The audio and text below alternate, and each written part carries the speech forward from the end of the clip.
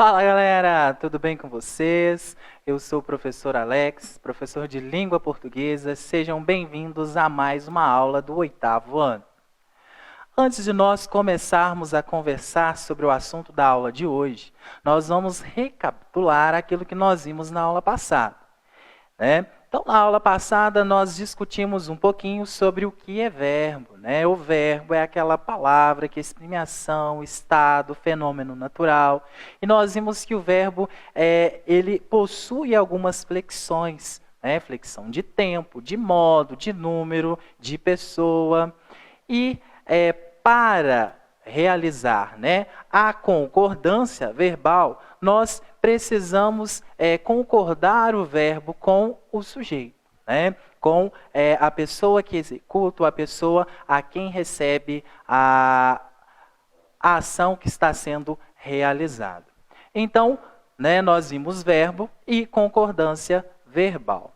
A nossa aula de hoje é dar uma continuidade a essa concordância verbal, né? A concordância verbal, lembrando, é o modo pelo qual as palavras alteram suas terminações para se acomodarem a outras palavras. Ou seja, né, nós vamos fazer aí uma concordância de maneira que as palavras elas se completem, né? E de certa forma causam aí sentidos positivos quando nós fazemos a leitura, quando nós fazemos a interpretação.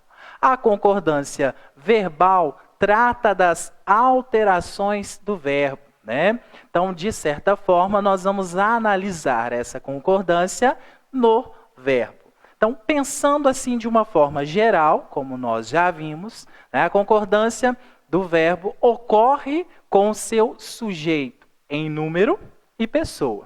Como assim? Olha aqui o exemplo. As crianças comeram muito chocolate. Então, eu tenho ali as crianças como sujeito. As crianças, eu tenho a terceira pessoa, né? Essa terceira pessoa é do singular ou do plural? Então, se eu analisar, né, o sujeito, eu vou verificar que esse sujeito está na terceira pessoa do plural. Elas, né?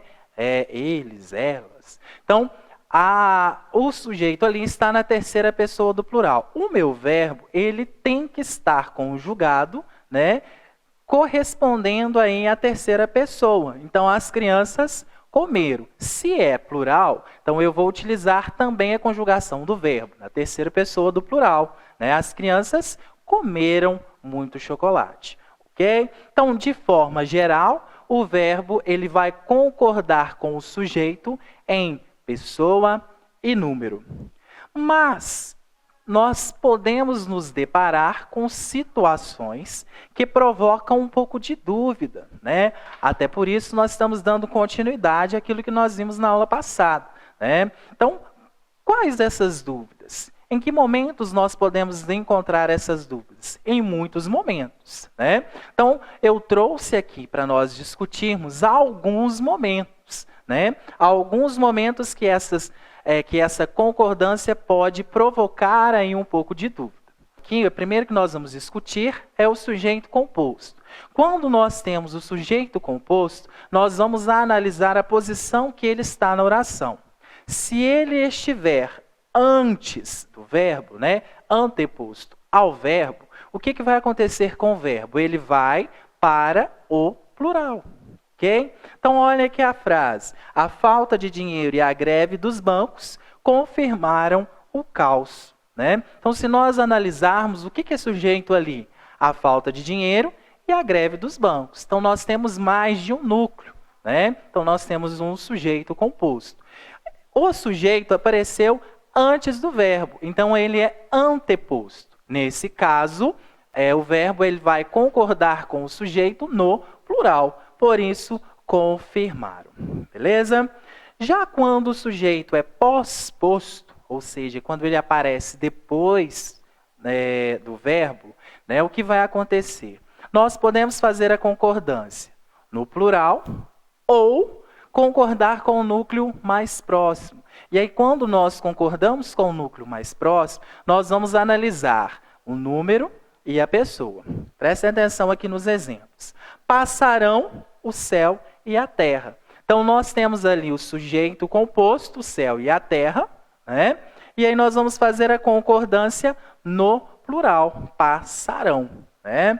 Já no segundo exemplo, passará o céu e a terra. Então, o que aconteceu ali nesse exemplo? Passará concordou com o núcleo mais próximo, céu. Passará o céu e a terra. Então, quando o sujeito é anteposto, nós concordamos no plural. Quando o sujeito é pós-posto, quando ele aparece depois, né, nós vamos poder concordar no plural ou concordar com o núcleo mais próximo. Beleza? Seguindo. Alguns elementos identificados semanticamente. Como assim?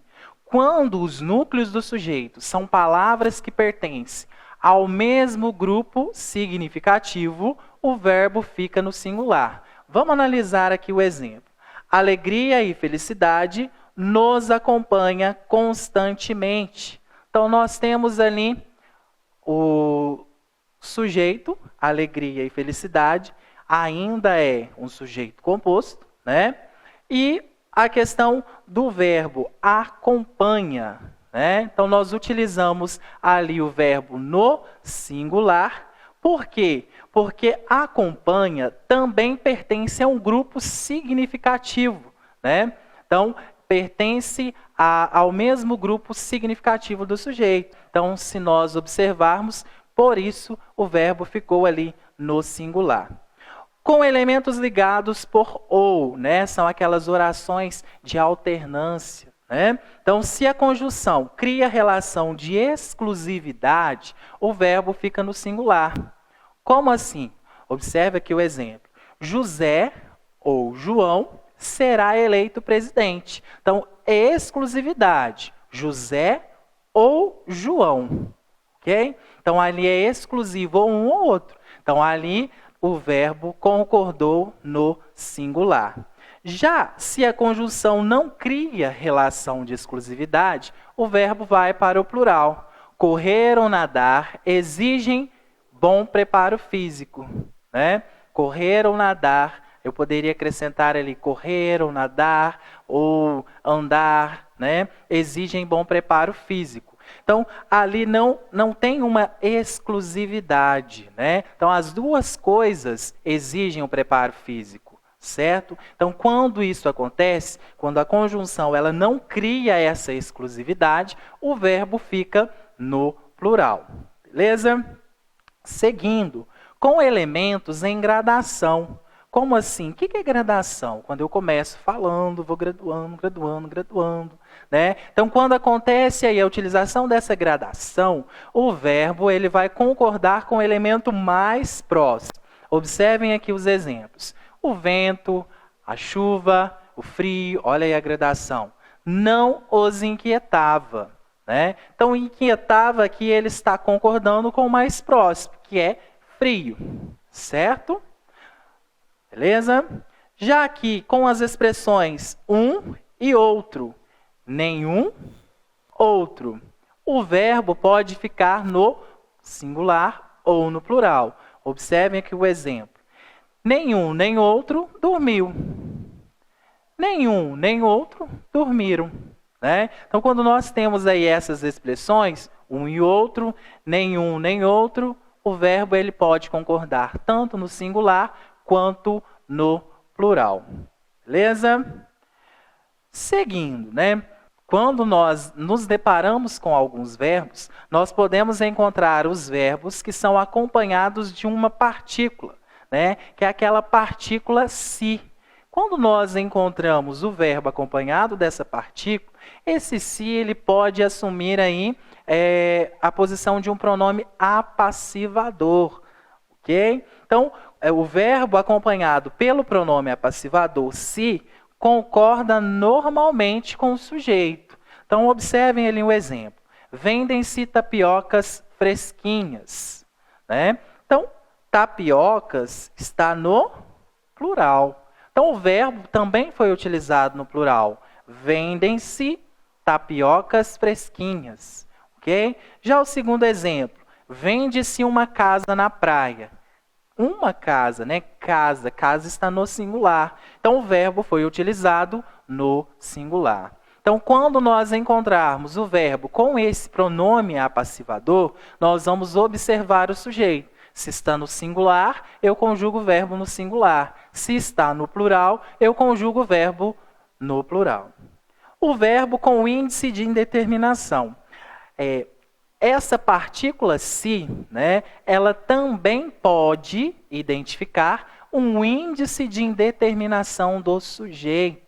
Né? Então, o que acontece? Quando o verbo é acompanhado pelo índice de indeterminação do sujeito, ele vai ficar sempre na terceira pessoa do singular. Como assim? Se essa partícula ali, ela auxilia para indeterminar o sujeito, né, mostrar que o sujeito é indeterminado, nós vamos utilizar sempre o verbo na terceira pessoa do singular. Olha ali o exemplo.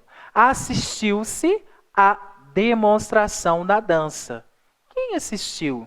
Nós não sabemos, nós não conseguimos determinar. Então, esse se ali, ele funciona como um índice de indeterminação do sujeito.